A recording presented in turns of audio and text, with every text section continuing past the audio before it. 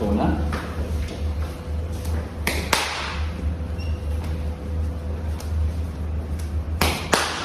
OK， 嗱，啲啱啱呢組動作咧，我做咗咧就係、一下輪拍攞落，再轉一轉來拍，即係用呢啲咁嘅交替嘅手嚟訓練雙手都靈敏度啦。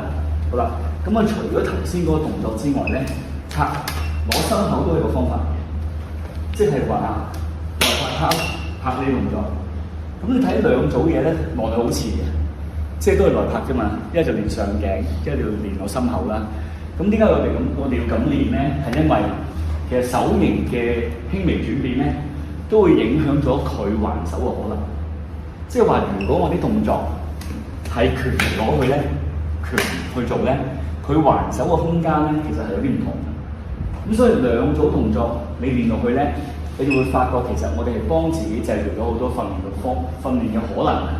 如果我啲動作拍攞呢一下殺，我手相對高嘅，咁你點做？我會輸俾佢噶嘛。所以我要借助呢個動作，我隻手如果係做呢一個動作嘅時候，我相對冇趌起嘅膊嘅話咧，我就中間嘅都唔會輸俾佢，係咪？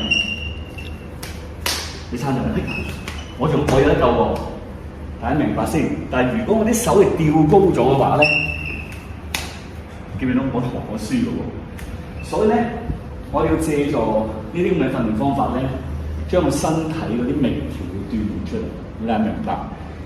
都係來拍㗎啦，但係拍嘅中間嗰啲變化咧，就係令到我哋後邊解難嘅能力會提升到。好唔 OK？